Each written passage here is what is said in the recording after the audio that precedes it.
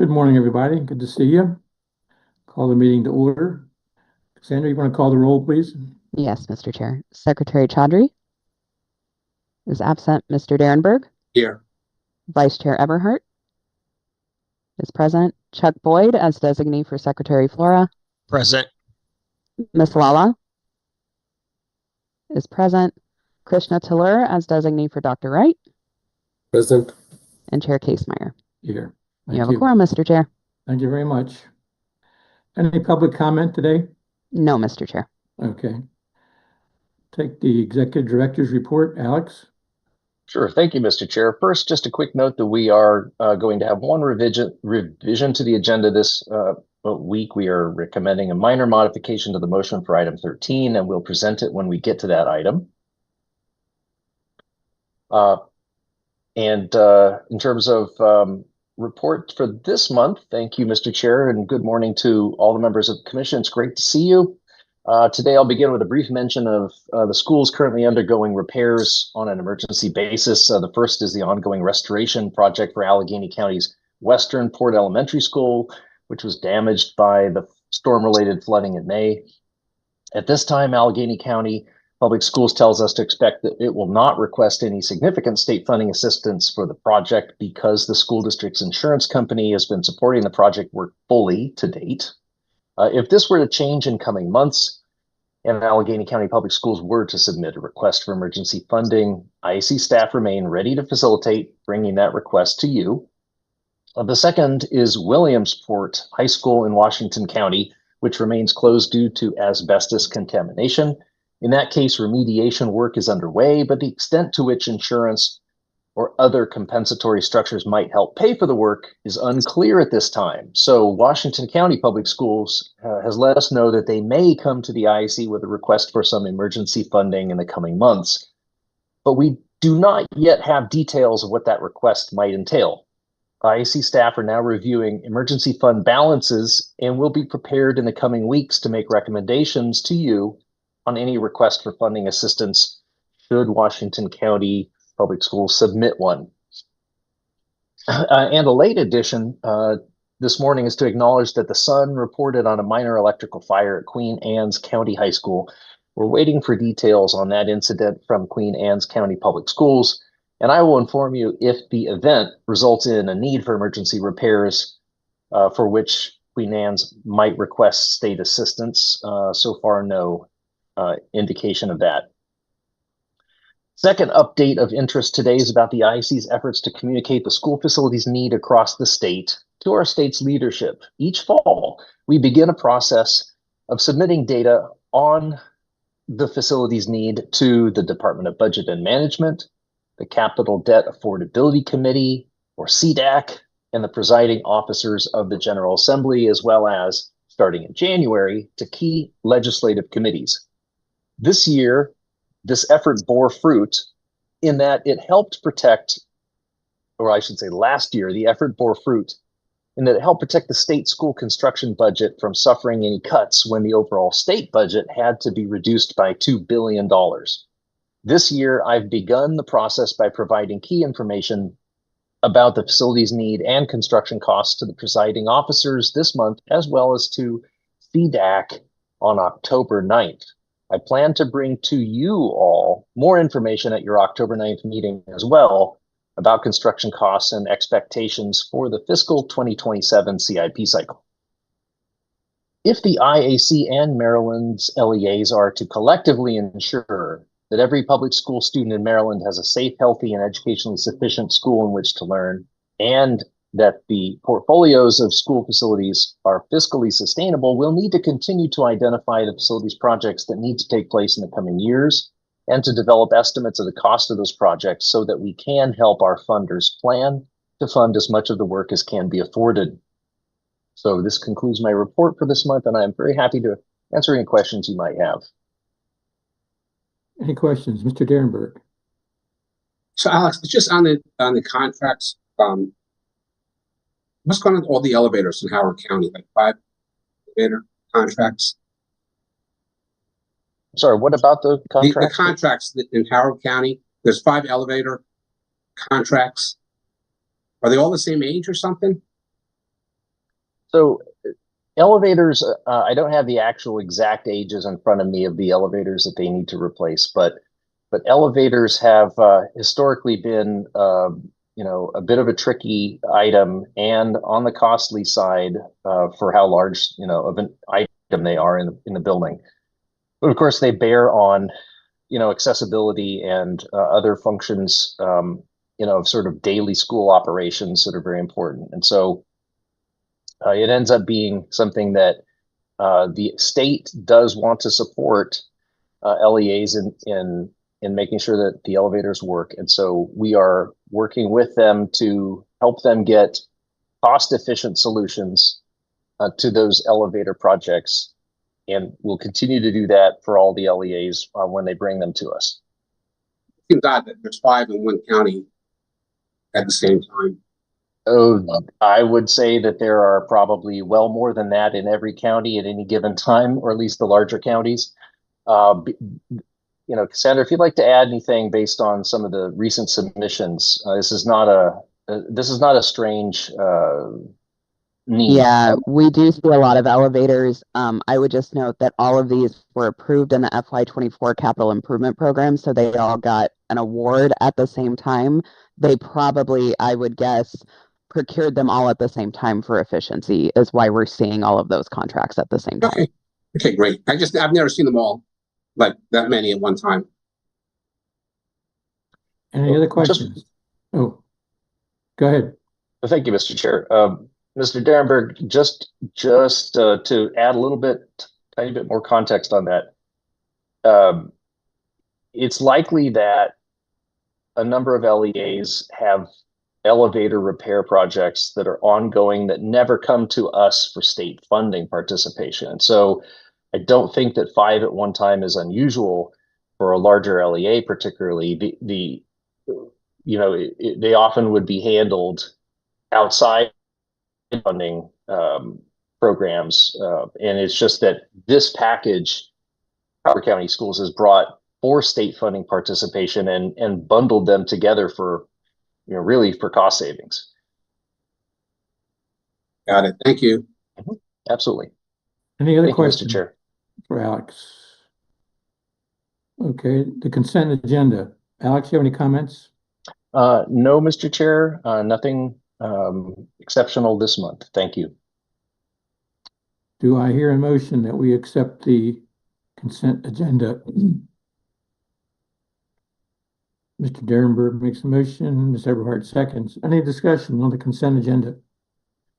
All in favor, raise your hand or say aye. Aye. Any opposed? Thank you. Item number 3, K through 12 enrollment projections for Maryland Public Schools 2024 to 2034. We're pleased to welcome Mr. Sundara, who is Assistant Secretary of the State Data and Analysis Center for the Maryland Department of Planning. Welcome, Mr. Sundara. Thank you, Mr. Chair. I'm pleased to have this opportunity to talk about school enrollment predictions. In my presentation, I will go over the historical trends of school enrollments, the prediction methodology we use to figure out the predictions for school enrollments, go over a little bit of the birth trends because they have an impact on predictions, and show you the predictions, and finally, how we evaluate our predictions. So with that said, a little overview on our predictions or why or how we do this.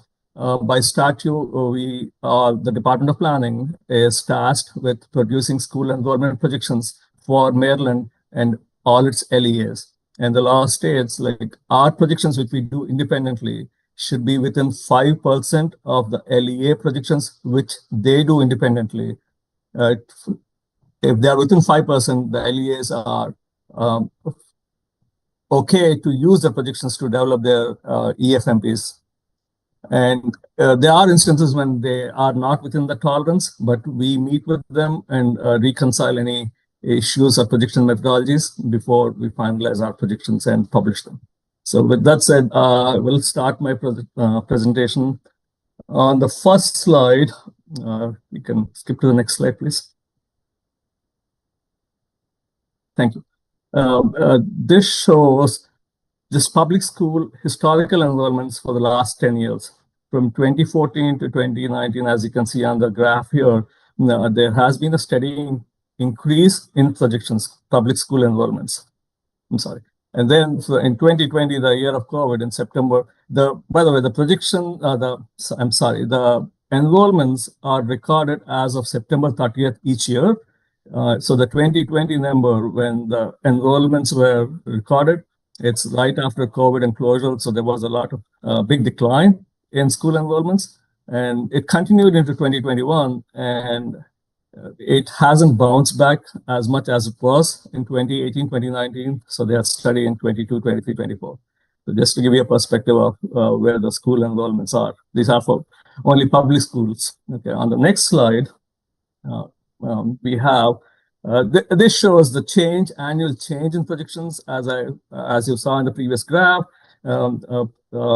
2019 and prior, there was a steady increase in school enrollments and then the decline. And it shows you the magnitude of decline. So on COVID time, 2020, we lost almost 18,000, little over 18,000 students in public schools. So what happened to these students? Like if you go to the next slide, we have information on both public schools and private school enrollments here. So the orange little bars at the top show private school enrollments. And again, like as you can probably infer, there isn't a big increase in private school enrollments as well. Specifically after 2020, if you can focus on that, there's about 3,000 increase, and it has been steady like that after that. So it's still like we lost about 18,000, and we have been losing about 4,000 every year. So what's going on? This on the next slide, this basically shows the difference in public and private school enrollments together. We still lost about 16,000 students in 2020, in both combined in public and private schools. And it has been like that. So on the next slide, we have one other statistic I want to show you. On slide 6, this shows the yellow bars are the public school enrollments, the orange-ish bars are non-public school or the private school enrollments, and the blue bars are the homeschool children. So in 2020, if you can see, like there was a significant increase in homeschool children. Before that, it was around 25, 26, 27,000. It jumped up to 42,000. So there was about 15,000 increase in homeschool children, and that trend has been continuing. It hasn't gone down. So the missing children, I guess, in the public school system are in the homeschooling environment, and they haven't really come back to the public school. So that's what the findings are for the trends. So this has an impact on how we do our projections as well, because we are starting with a lower number and we don't have a significant increase in projections. So we go to the next slide. So this basically lays out our projection methodology, how we do school enrollment projections. There are different methods to do these projections. Several LEAs look at housing units produced, and they have a housing yield ratio based on a residential unit that was created, and then come up with school enrollments. You can do regression methodologies to come up with predictions. But we use a grade succession ratio where we look at historical enrollments in each grade and then look at how many of these students that were in a previous grade continued to the next grade and develop a ratio that is applied into the future to come up with predictions.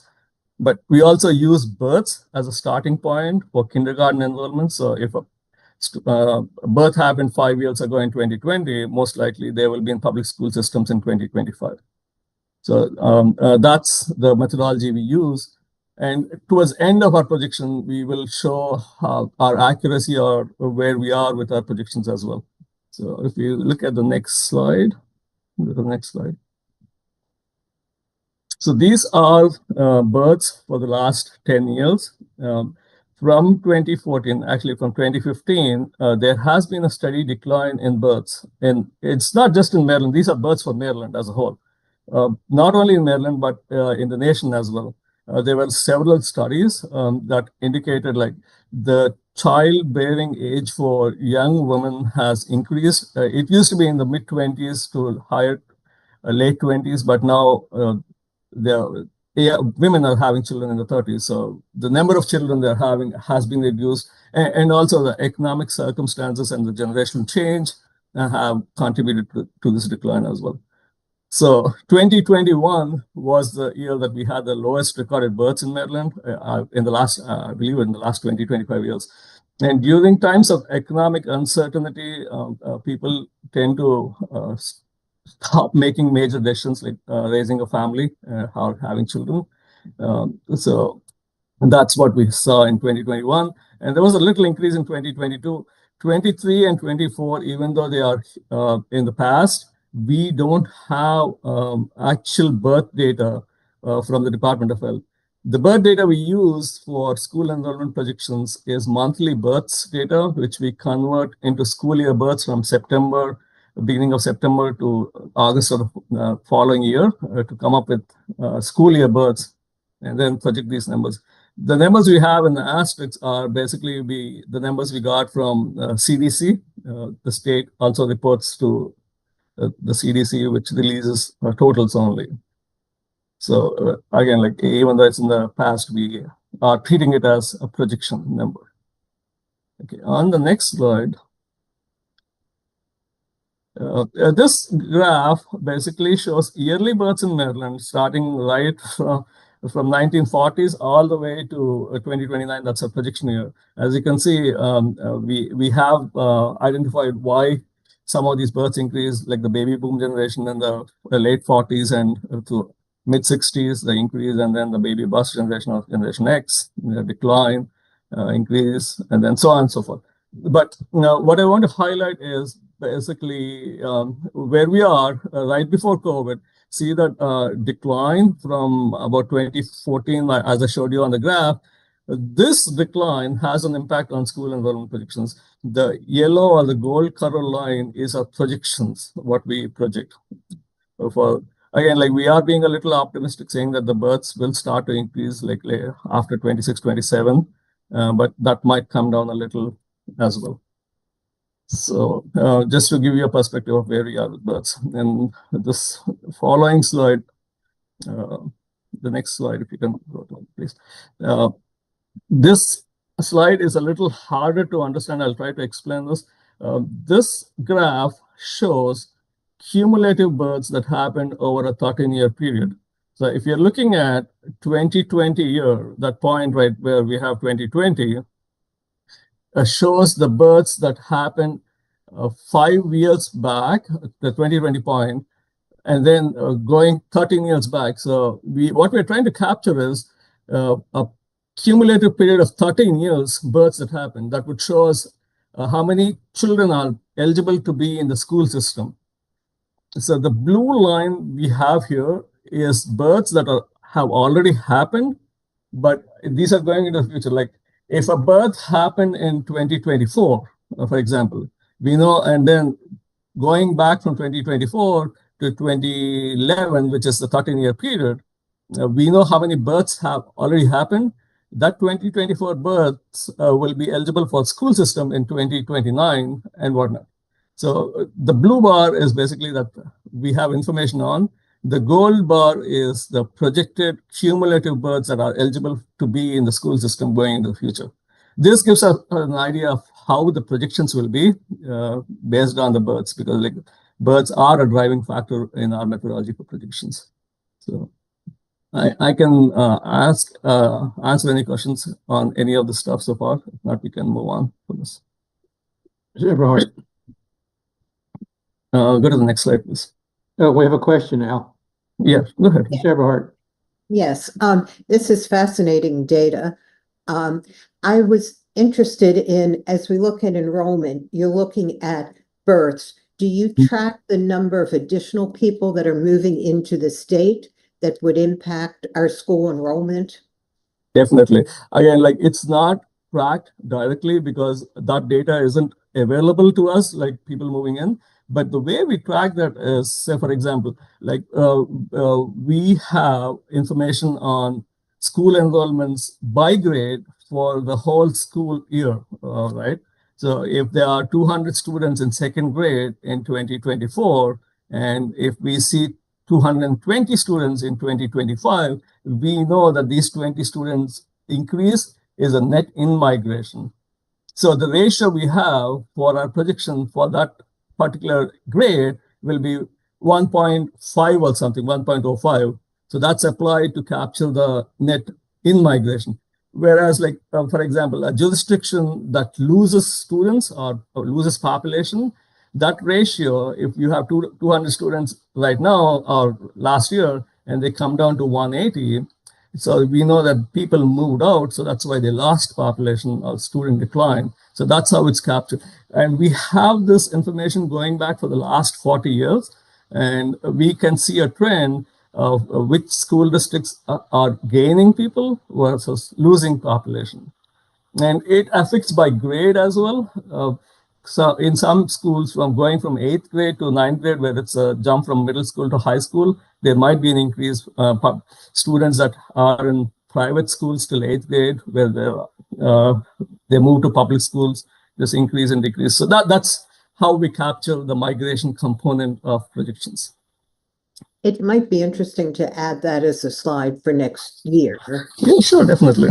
Actually, this year, with so many people losing their federal jobs, are they moving out of state? And is that a permanent change? The number of colleges we have, the number of students that are coming in that might also have young children that would be going to school. So it might be something that's going to happen differently in the next couple years. So we should be prepared for if that happens. Right. And before we move on, I would like to add one other component for the migration. Maryland, statistically, for the population of Maryland, we lose population through domestic out migration. Marylanders leave Maryland, but like we are gaining population from international migration. I have this in this detailed school enrollment projections report, but that might be an interesting slide to have. What does that do? Where is this migration coming from? Mostly the migration we have coming into Maryland is international migration coming from the Hispanic countries. So that has an impact not only on the school system, like you have children that are mostly increase in school population or children population as Hispanic population. I don't have the statistic on the slide, but in 2010, about 5%, or 2000 actually, about 5% of the students were Hispanic origin.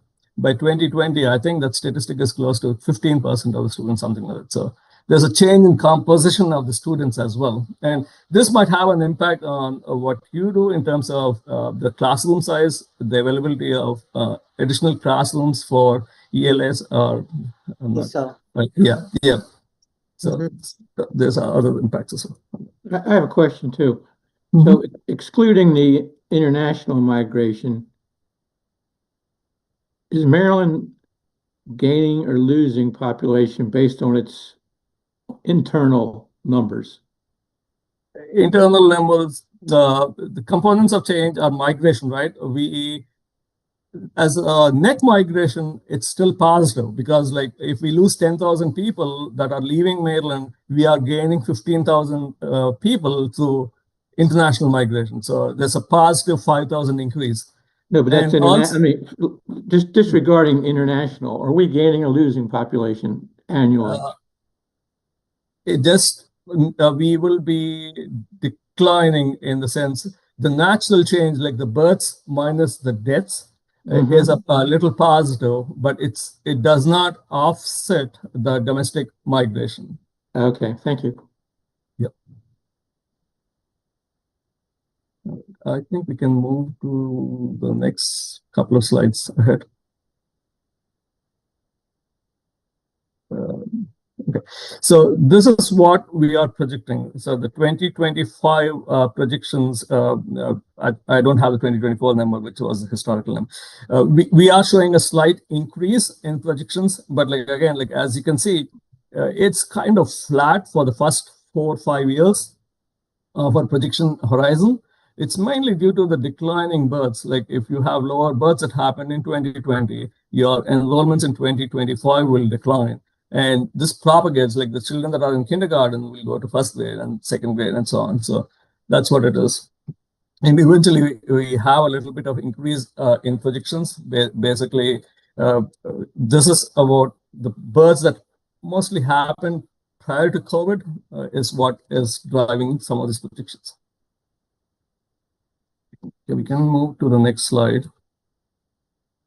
This graph basically shows the yearly increase or decrease in enrollment projections we are projecting. A slight increase in projections for the first year, or 2000 overall, and a little more in the outer years. Again, like this is mostly tied into the births that happened in Maryland. So if we go to the next slide, excuse me. This is what we are projecting for each LEA or county jurisdiction. Frederick County, by far, as you know, is the fastest growing county in Maryland. And over the 10-year period, we are projecting an increase of about 7,000 students and so on. But for Baltimore City, we are projecting about a decline of 4,500 students in the next 10 years. And so it's Howard County too. These are our projections for the next 2 years. And then the next slide, we have, this is our way of evaluating how we did our projections. And this shows the difference between what we projected in 2024 and what the actual values came out for each county. So Montgomery County, we under projected by about 1,300. And whereas for Baltimore County, it's about a little over 2,000. We over projected. So for the state overall for the state, they're close to 860,000 students. We are off by 0.3% if we look at this. And if we only look at the absolute values, because like the positive here and the negative at the bottom will offset each other, we are off by 0.7% for the state as a whole. So this is what we project. And then if you go to the next slide, these are the projections that the LEAs have. This is what each county came up with independently and what their projections are. And this is how much they are off by. And they are off by about 0.8% or so overall for the state, if you look at it. But the following slide shows a comparison between our projections, how we do them versus how the LEAs did. If we go to the next slide, please. So, excuse me, we have a question. Krishna? Yes, thank you, Mr. Chair. Mr. Sundar, again, the last two slides where you showed the comparison of the projected enrollment versus actual enrollment. Just for my clarification, was that also done based just on the birth projections, or did you take into account the migration patterns as well to do the projection? Our predictions take into consideration both the births and the migration as well. The migration, as I was trying to say previously, isn't directly derived. It is a derived value based on observation. What is the enrollment in 1 year versus the following year? If there's an increase, there's a positive migration. If there's a decline in enrollments, that's a negative migration. That's how we incorporate migration. And the births and the migration are added together for each grade to come up with a projection for the school or the schools at the county level. And when we compare the number, it's the counts that MSDE releases every year for each schools in September, as of September 30th. That's the number we compare with what we projected previously. Okay. So if we projected 100 for Baltimore City and the projection came out at 103, we are off by 3 or 3% is what I'm saying. So for the state as a whole, if we our projection was off by 0.3%. And this slide, but what we have here shows our projections versus what the LEAs projected. For example, Montgomery County, the orange bar is the LEA's prediction that they were off by 1395.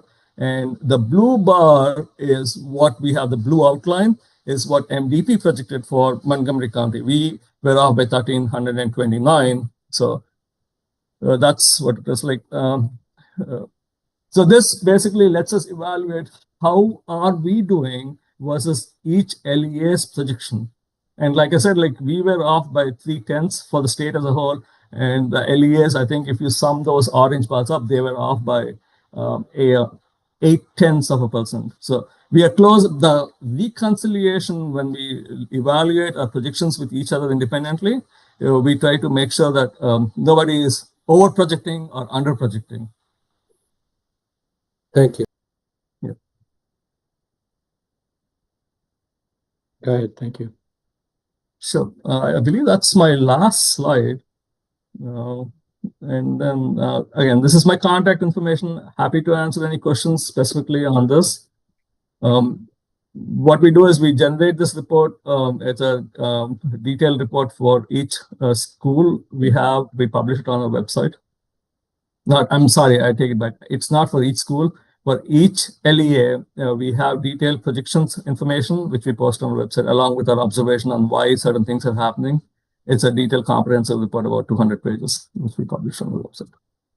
And before I conclude, we looked at the feasibility of seeing if we could do these projections for schools. And there are a lot of caveats to do that. It's hard to do. And we did a few case studies on how some of the other states are doing. But with the laws we have, it's harder to do for schools because I think New Mexico, they freeze their school boundaries, school attendance areas for at least 5 years. And the methodology we use, we would need to have some kind of a concrete attendance area.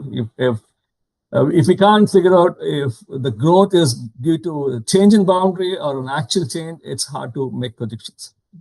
And other caveats as well. So that's my presentation. I'll be happy to answer any questions we have. Thank you. Thank you, Al. Sure. Okay. Alex, in general, does this data in the future, how do you react to it in terms of a greater need than we thought? It's not as bad as we thought in terms of growth. What's your reaction to the school population numbers? Well, thank you, Mr. Chair. I think the central takeaway here is that at the state level, we can see from these projections that, number one, the state's projections writ large and the LEA's projections are both are very close to the actuals. As Mr. Sundara said, less than 1% off. The projections are less than 1% off from the actuals. And so our numbers are pretty good that we have. And those numbers show that there will be some growth overall statewide, not a huge amount. It looks like from those projections that in the coming decade, we're not going to see a total enrollment higher than what it had been before the COVID peak. And so it doesn't look like we are facing massive growth overall for the state. It looks like a few school districts are going to see some significant growth percentage-wise, and then a few are going to see some significant decline.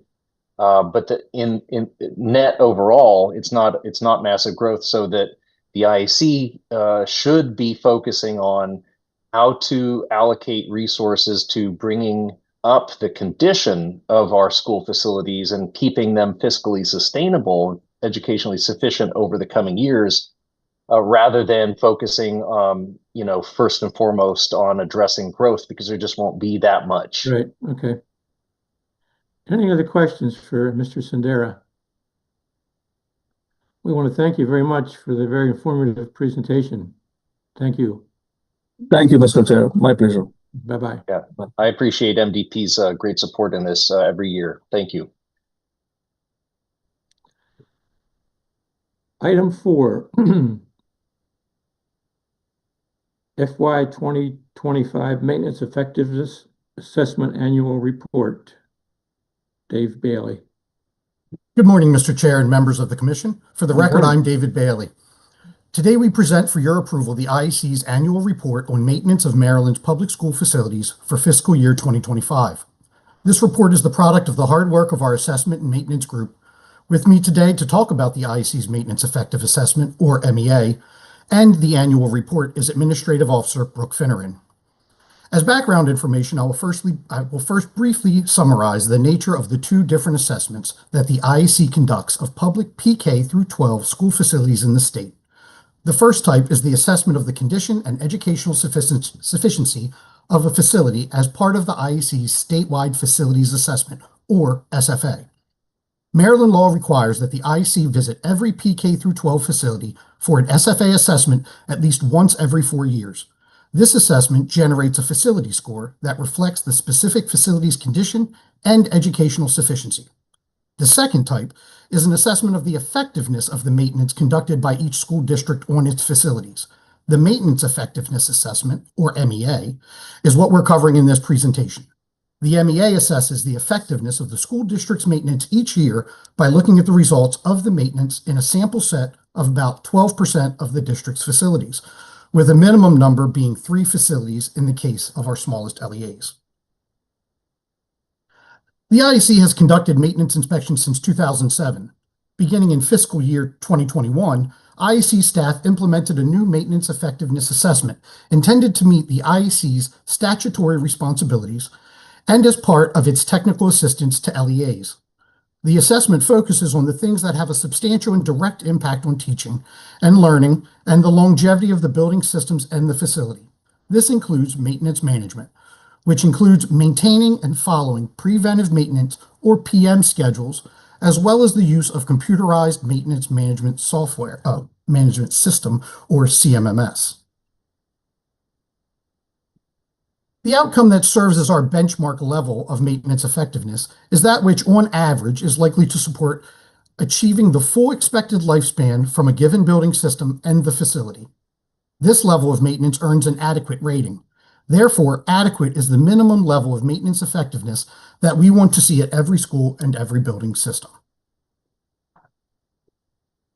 In addition to rating the effectiveness of maintenance on each major area of the facility, the assessor can log the existence of any observed deficiency in a building that poses an immediate or potential threat to life, safety, or health of the occupants of the facility, and to encourage the LEAs to remediate those deficiencies as quickly as possible.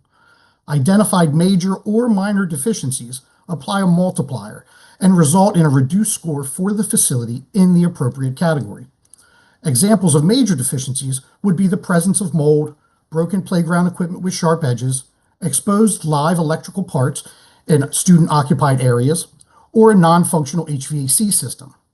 Examples of a minor deficiency would be a clogged drain that could result in water infiltrating the building, trip hazards from damaged walkways, stairs, or unprotected cables across walking paths, non-functional emergency eye wash stations, depleted battery backups in exit and emergency light fixtures, or insufficiently secured ceiling tiles. This feature incentivizes the quick elimination of deficiencies that can harm occupants or cause a near-term loss of educational function.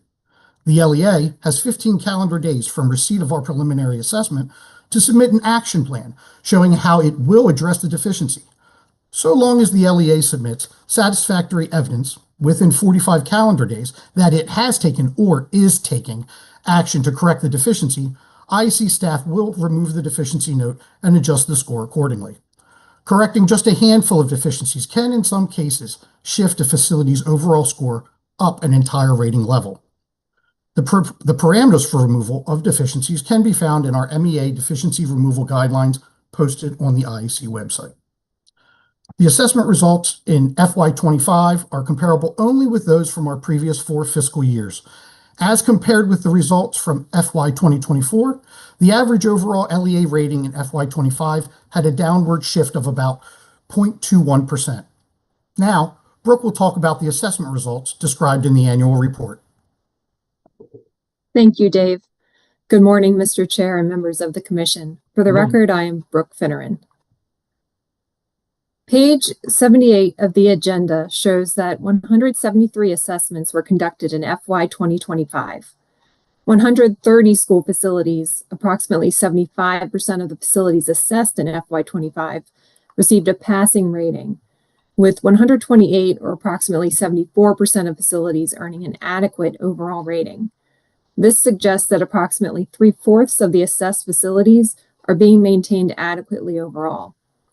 However, 43 school facilities, approximately 25% of the facilities assessed in FY 25, received either a not adequate or poor overall rating, suggesting that the building systems or facilities will not achieve their full expected lifespans if the level of maintenance is not improved, which will likely lead to increased maintenance costs as the conditions of the building systems decline prematurely. The statewide average maintenance effectiveness rating by facility was 71.56%, which falls within the adequate range under the IAC's rating system.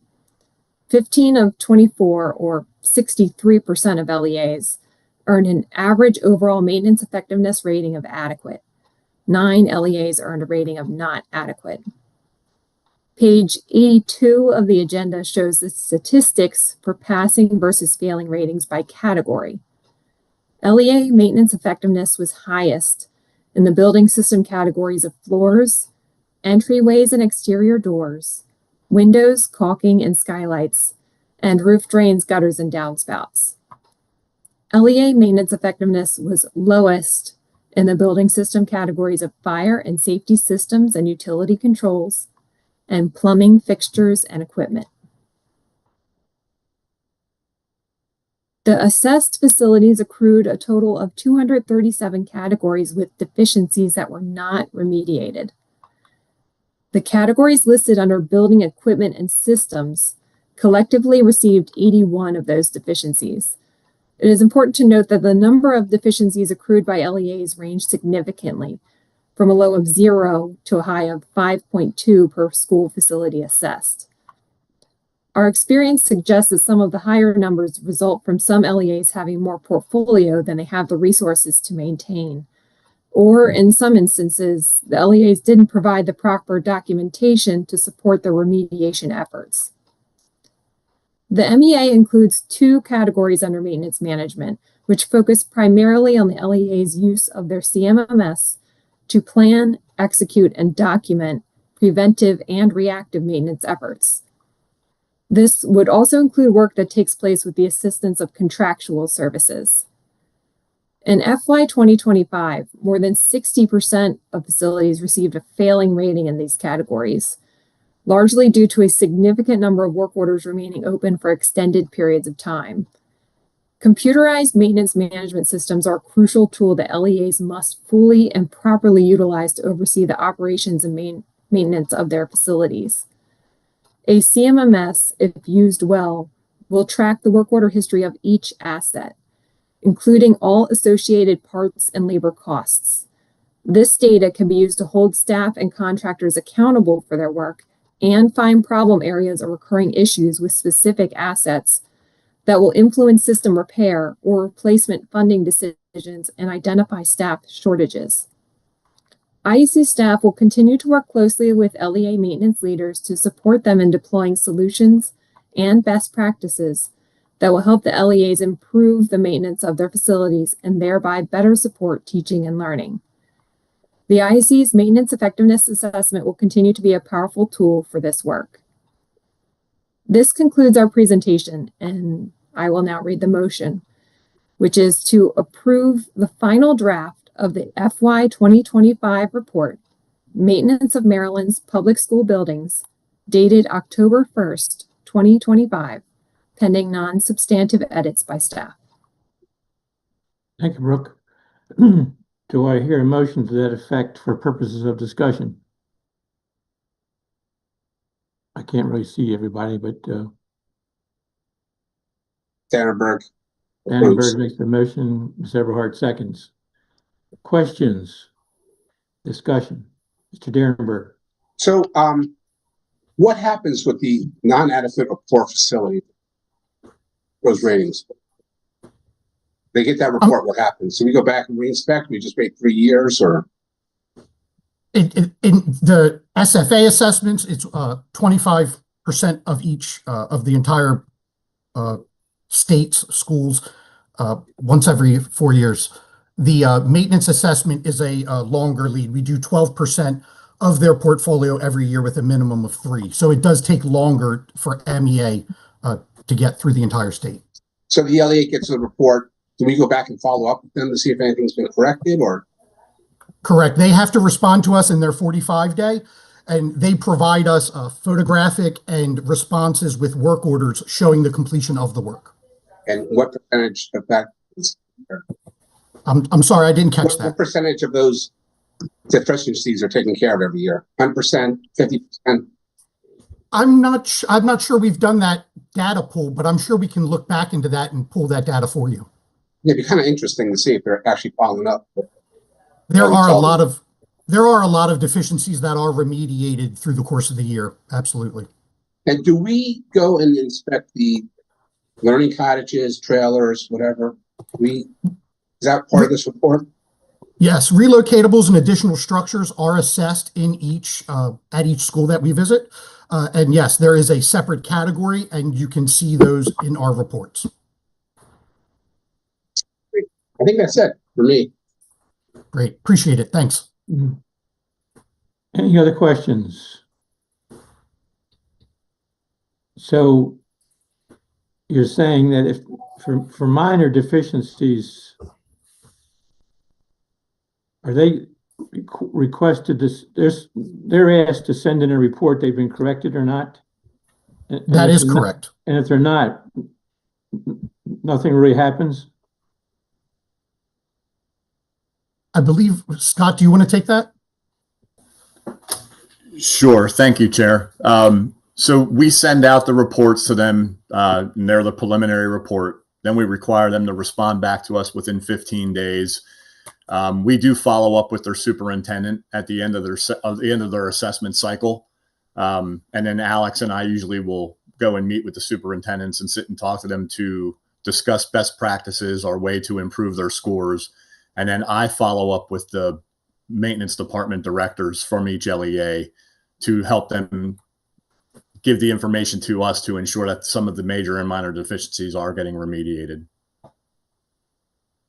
Mr. Chair, I would like to add to that. The IAC does not have regulatory authority to impose penalties or consequences for an LEA's failure to remediate something. Okay.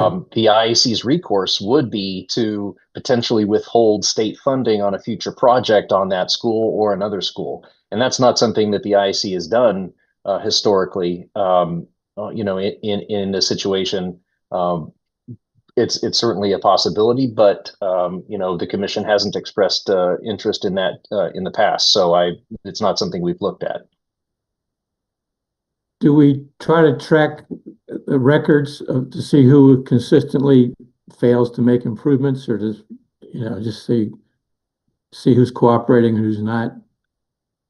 Do we do that? We have some of that information, not in a single tally such that we could generate a report immediately or quickly. But if you wanted to see those statistics, we can certainly pull them together. No, I was just for a future wondering meeting. What's what the accountability is. That's a word that's used a lot in today's world. Yes, the accountability is that we discuss the, let's call it, lack of remediation with the LEAs that are struggling to remediate. Yeah. Okay. We absolutely discuss it with them. What we don't do is impose any specific consequence directly on that, or wouldn't without the commission's approval. Okay. Something to add also. So I think it's kind of important that we do know if there are like repeat offenders who aren't taking care of things that we suggest. And I think we may have to look at, a way to make sure that's done.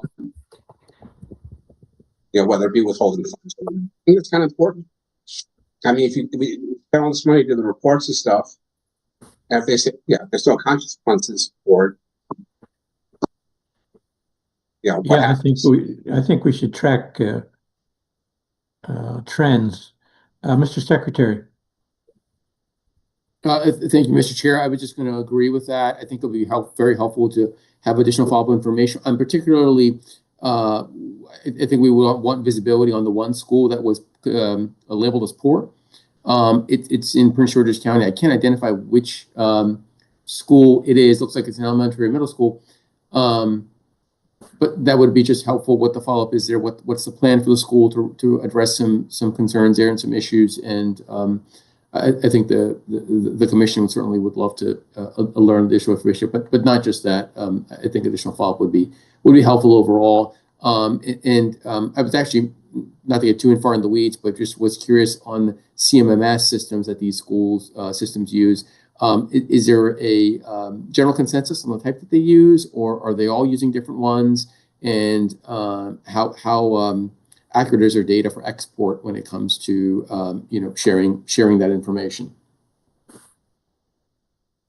Mr. Chair, would you like me to address Sure. those points? Okay, so first, thank you. With regard to the non-remediation statistics, we can certainly pull those together for the commission at one of the upcoming meetings. Happy to do that.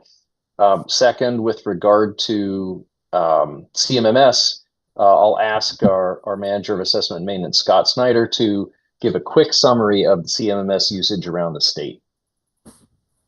Sure. Thank you, Alex. So currently there's about 80% of all LEAs utilizing a system called School Dude or Asset Essential. School Dude was bought out and is now turning into Asset Essential. So some of the LEAs that had School Dude are being pushed to Asset Essential. There is a migration period in that, and some of their data is being lost. So there is some QC that has to take place to fix the data. But on the other question you had about the accuracy of other things, I think with any system that is put in front of anyone, it's only as useful as the people using it. So there are some cultural shifts that are taking place within all the LEAs as they are starting to use the system more efficiently and effectively and getting everyone on board.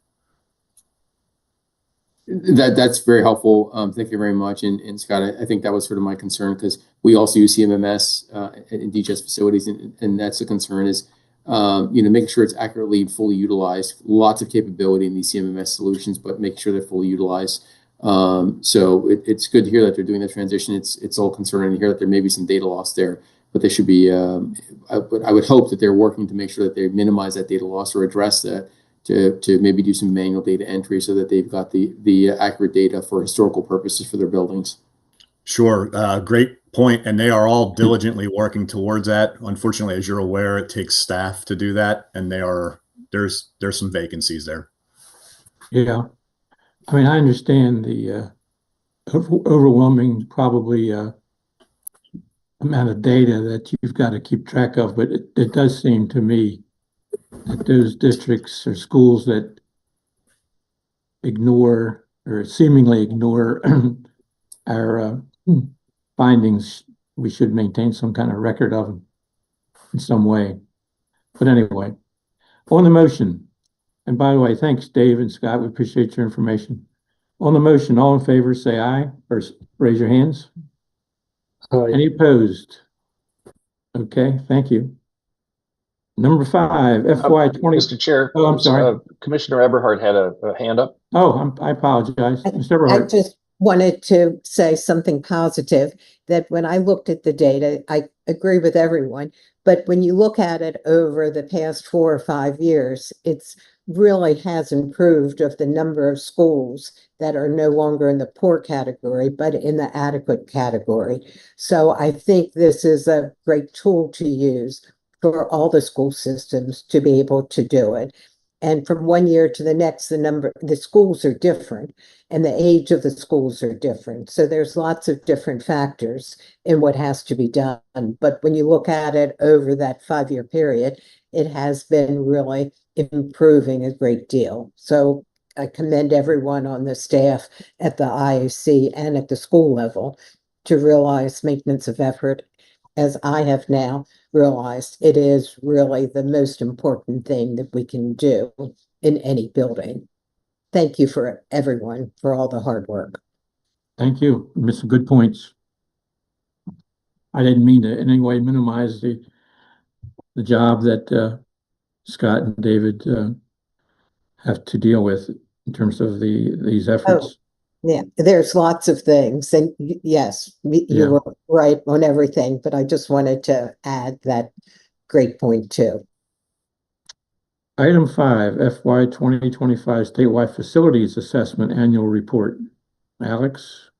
Yes, thank you, Mr. Chair. Today with this item, we present for your approval the IAC's fiscal year 2025 annual report on the assessment of the condition. That's the results of the other assessment program that we conduct, the Statewide Facilities Assessment, SFA. It's a relatively high-level assessment of the key parts and attributes of each facility that most significantly impact teaching and learning. It's performed in such a way that the resulting data are comparable across all facilities in the state and across time. The SFA produces objective, unbiased data on the condition and educational sufficiency of facilities at the major component, system group, LEA, and statewide levels. And through these data, the SFA paints a summary picture of the condition and sufficiency of each facility and communicates to local and state decision makers the locations, characteristics, and levels of the facility's needs in each district and across the state. Once the legislative work group on the assessment and funding of school facilities meets and determines the weighting needed to merge the condition data from this assessment with data on the educational sufficiency of the facilities, the SFA data will inform the Nancy Comp Priority Fund that is scheduled by law to begin operating to fund school district projects in fiscal year 2028. For now, these data are not used to determine IAC funding awards to projects, but have been very helpful in providing context for discussions by local and state decision makers on how to best address the needs of the state's school facilities. Now, Ben will take a minute to summarize the results shown in the report. Thank you, Alex.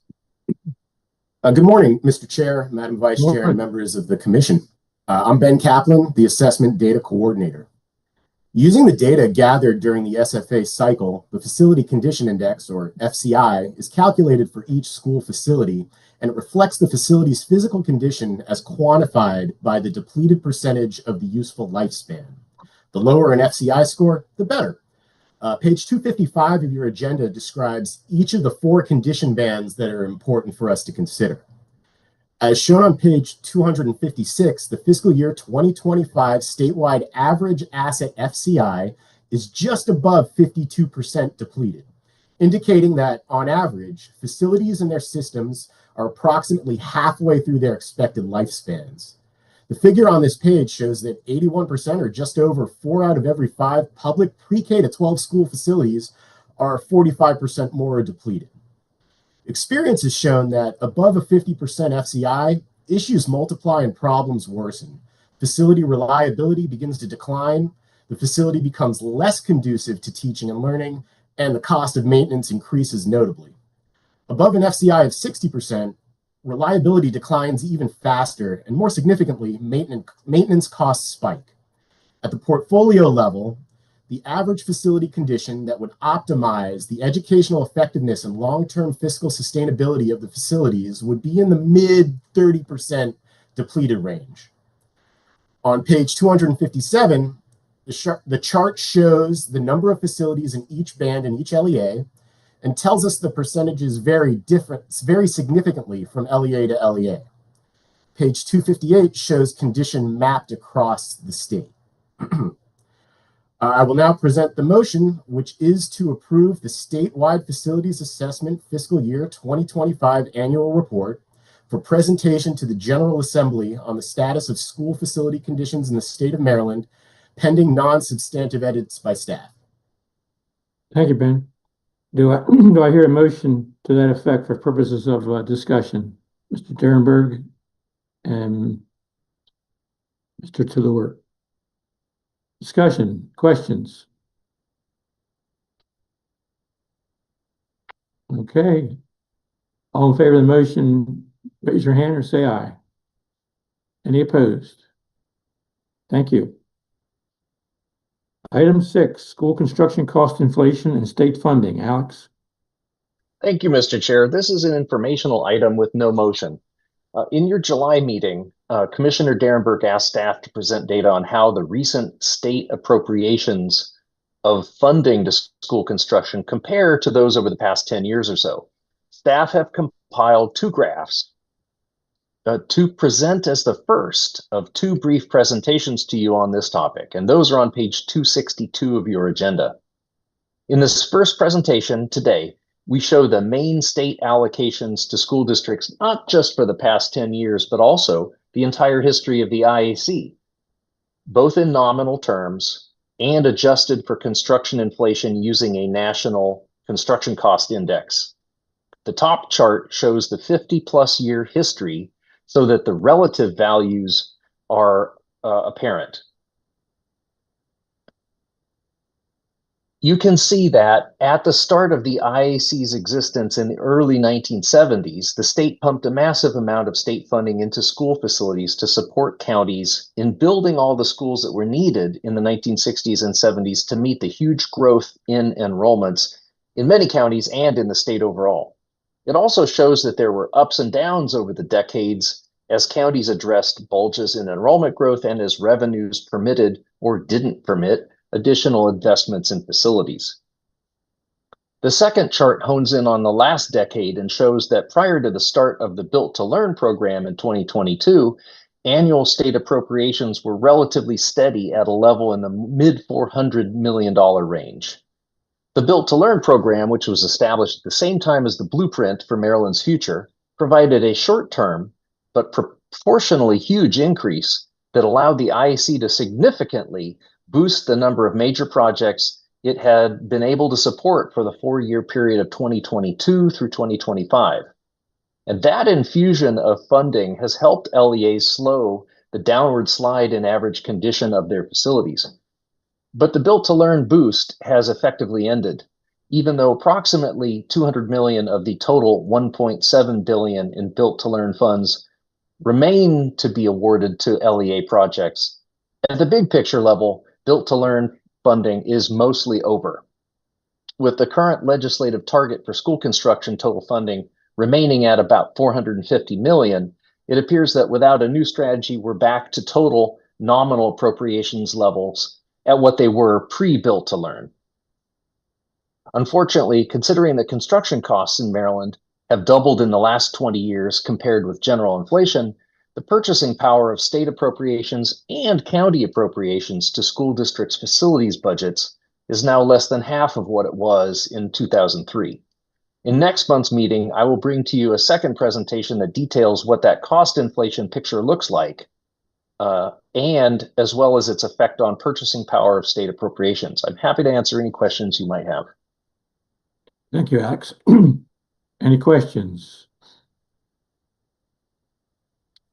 Mr. Derenberg. So do you see like another Built to Learn to come along, you think, or is it needed? Oh, absolutely.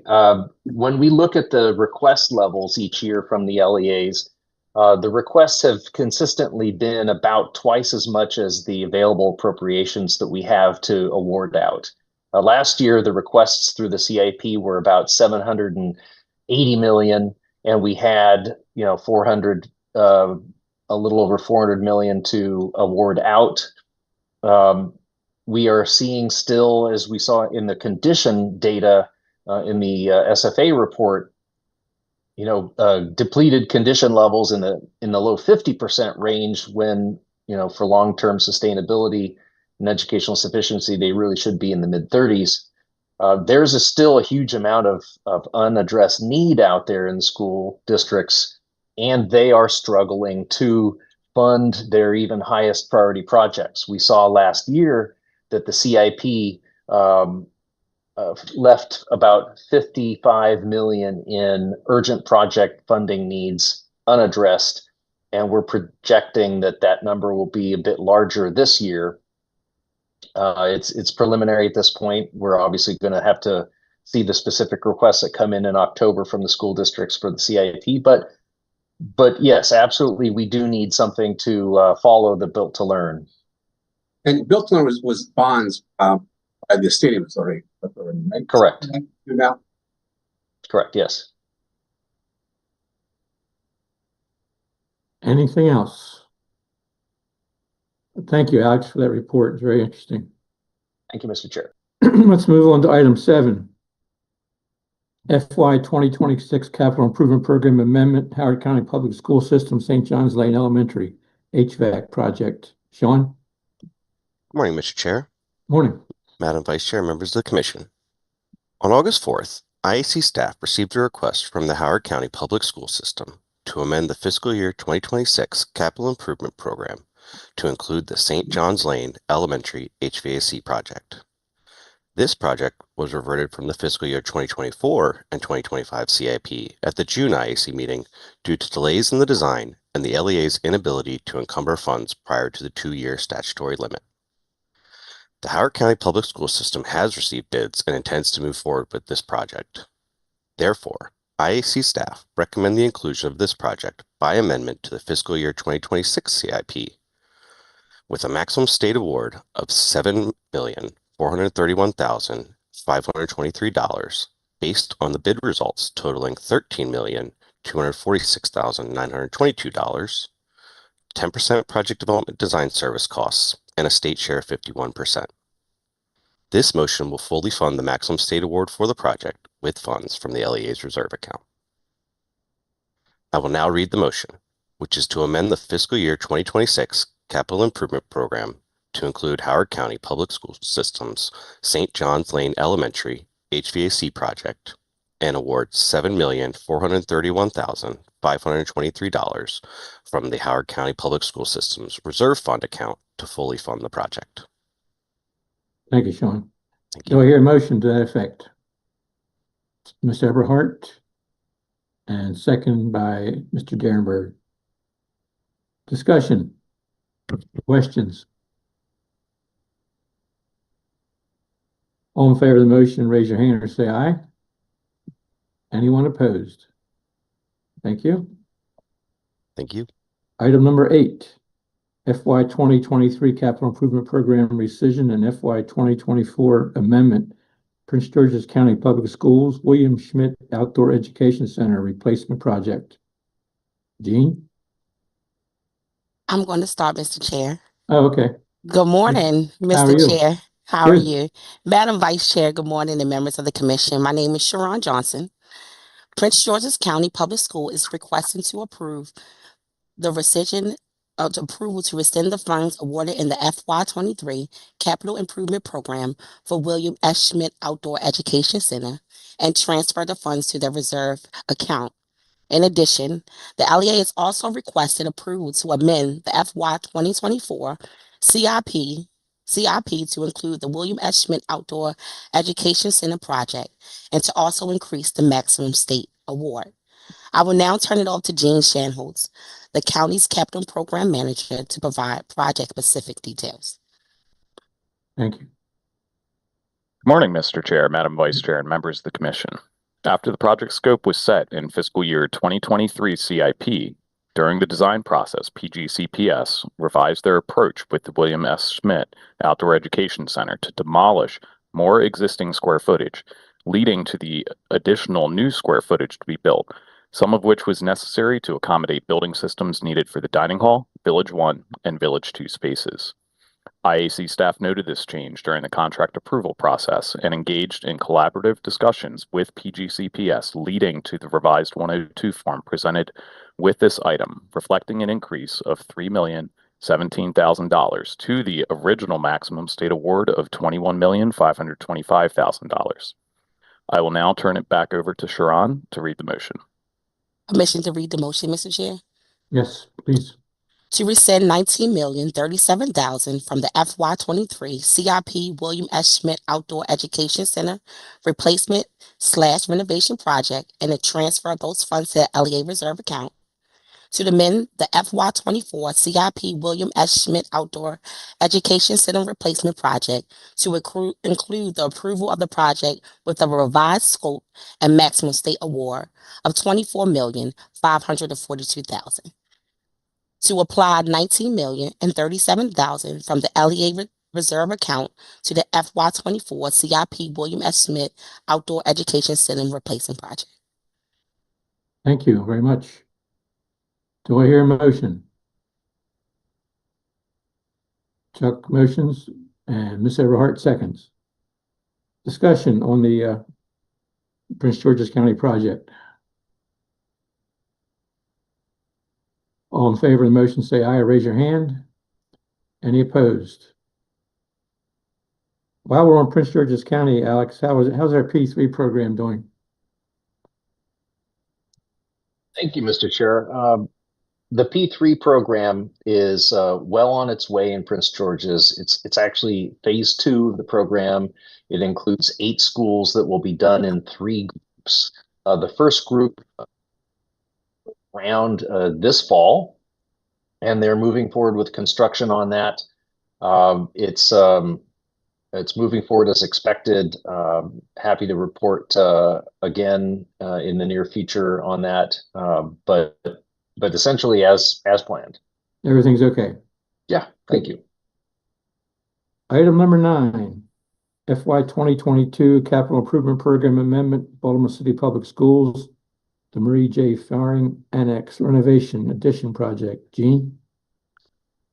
Upon review of these associated funding sources assigned to the Marie G. Faring Annex Renovation Addition project, it was determined that during the fiscal year 2022 CIP cycle, reserve funds were inadvertently applied to this project in lieu of the Roland Park Elementary Middle Boiler Room Structural Repair project that received a status C in that CIP year. In order to resolve this and ensure the Marie G. Faring Annex project is not overfunded, IAC staff recommend that $2,246,000 be reverted to the City Schools Reserve account. I will now read the motion, which is to revert and transfer $2,246,000 from the Baltimore City Public Schools fiscal year 2022 Capital Improvement Program Marie G. Faring Elementary Middle Annex Renovation Addition Project to the local education agency's reserve fund account. Thank you, Gene. You're welcome, Mr. Chair. Do I hear a motion to this effect? Ms. Everhart? And here's a second. Chuck seconds. Any more discussion? Any discussion on this motion? One question. Mr. Derenberg. So it was awarded in 2022. Is that what we're saying, or no? I thought we had a 2-year limit on funding. So this project is currently finishing up as it stands now. So they do have some work, I believe, to wrap up in the church, the historic church property that was purchased by City Schools. It's adjacent to the existing Marie G. Faring pre-K-8 facility. Okay, so and this is going to go into their reserve account, so they have 2 years to use that. Is that correct or not? I do believe that is the case, and I would imagine City Schools anticipates using this additional reserve funding towards their fiscal year 2027 CIP. Okay, great. Thanks. You're welcome. All in favor of the motion say aye. Raise your hands. Any opposed? Thank you. Item 10, Maximum State Award Amendment, Charles County Public Schools, Plymouth Middle School HVAC project. Gene again. Charles County Public Schools notified IAC staff of unforeseen asbestos-containing materials, or ACMs, located within 3 crawlspace sections of the Plymouth Middle School facility. Please note that this facility within the CCPS portfolio recently changed its name. The prior name of the school was General Smallwood Middle. Upon discovering additional ACM, CCPS solicited proposals from their on-call abatement contractor totaling $218,905.42. Recently submitting these contract approvals for this work, which are presented in item 2B of this agenda. The previously set maximum state award will not fully cover this additional unforeseen abatement work. Therefore, IAC staff are recommending an amendment to the MSA of $5,433,807 set in the recent fiscal year 2026 CIP in accordance with COMAR 1439-0208B to accommodate the state share increase of $123,474.74, leading to a revised MSA of $5,433,807 $557,281.74. CCPS currently has remaining EGRC funds from the fiscal year 2026 CIP to cover this increase. I will now read the motion, which is to amend the maximum state award for the Charles County Public Schools Clymont Middle School HVAC project from $5,433,807 to $5,557,281.74. To apply $123,474.74 of fiscal year 2026 enrollment growth or relocatable classroom funds designated for CCPS to the project in the fiscal year 2026 capital improvement program. Thank you, Gene. You're welcome, Mr. Chair. Do I hear a motion? Ms. Eberhardt and Mr. Secretary Chaudhry, seconds. Any discussion? All in favor of the motion say aye, raise your hands. Any opposed? Thank you. Item 11, Built to Learn funding request, Anne Arundel County Public Schools, Old Mill Middle School North replacement project. Lisa? Good morning, Mr. Chair, Madam Vice Chair, and members of the Commission.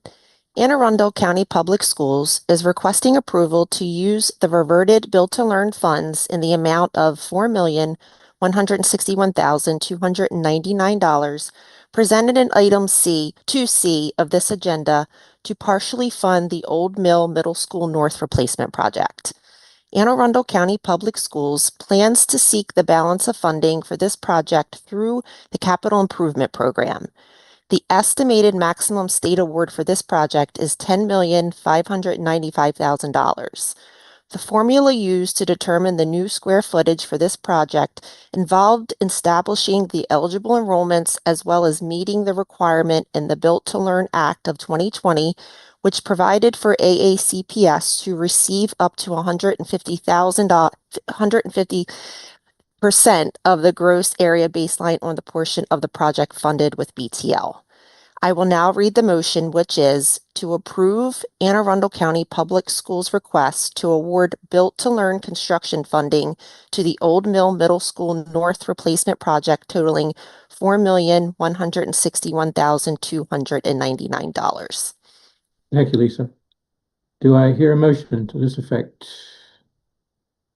Secretary Chaudhry and Ms. Eberhardt, thank you. Any discussion? Any comments? All in favor say aye or raise your hands. Any opposed? Thank you.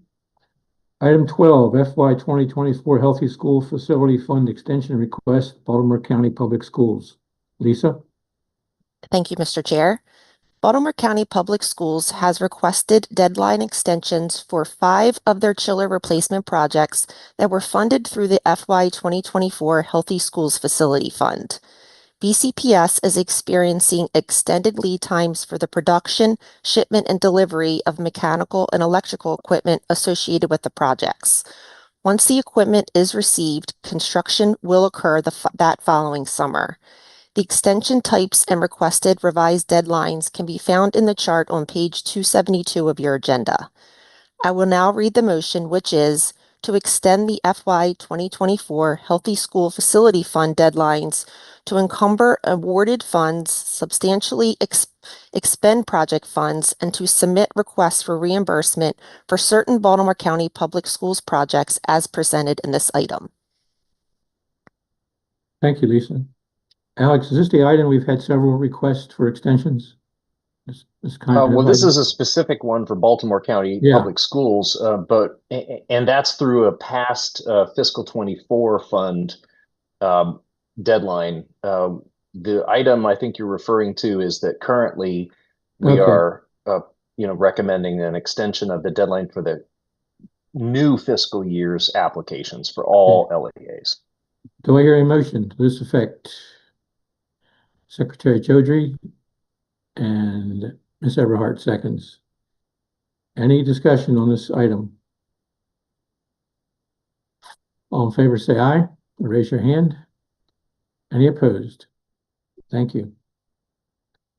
Item 13, FY 2026 School Safety Grant Program Schedule Amendments. Cassandra. Thank you, Mr. Chair. I apologize for the last minute change, but I'm going to present a slightly different motion than what's in your agenda based on some additional information that we got since last week when we published. 8 LEAs have reached out to the IAC to request extensions to the deadline to submit SSGP or School Safety Grant Program applications for FY 2026. You can see a list of those LEAs on page 275 of your agenda. Because there are no state finance or budgetary requirements that would prevent the extension, we are recommending modifying the SSGP procedures to extend the application deadline. You'll see a revised schedule on page 276 of your agenda, but we want to amend what we provided to extend the LEA application deadline to September 30th. In addition to the LEAs that requested extensions, city schools in Garrett County have not submitted any projects and haven't requested an extension. So IAC staff intend to use the additional time to work with those LEAs to get in applications to use their available funding. The new deadline supports the LEAs that were unable to meet the August deadline, but still allows IAC staff to wrap up the bulk of the requests prior to reviewing CIP applications, which are due on October 6th, which is when we get very, very busy, Mr. Chair. I will read the motion, which is revised from what's in your agenda, to approve amendments to the FY 2026 School Safety Grant Program schedule to amend the application deadline to September 30th, 2025, to indicate that IAC staff review period begins on August 25th, 2025, and to indicate that November 30th, 2025 is the last day for IAC staff approval of projects. All other dates and activities remain the same. I think that's very considerate of you guys. Do I hear a motion? Secretary Chaudhry and Mr. Boyd seconds. Any discussion on this motion to extend the deadline? Mr. Derenberg. Is this an ongoing program, like a yearly program? It is yearly, Mr. Chair. For the last several years, the IAC entered into an MOU with the Center for School Safety to administer it. We're taking the program back this year. It's statutorily required to be provided $10 million per year in the operating budget. And so will these new dates carry on to all the rest of the year? No, So this is just for this cycle, Mr. Chair. So how do we get them to get it in on time from that one? That's a really good question, Mr. Chair, Mr. Derenberg. I think that this year, because of the change from Center for School Safety to the IAC, there was some confusion on the part of the LEA. Next year will be more consistent with the prior year, and we will communicate with them more extensively to try to support these getting done. So they have to know this is like a one-time gift. Yes. Add more work onto your already loaded plate.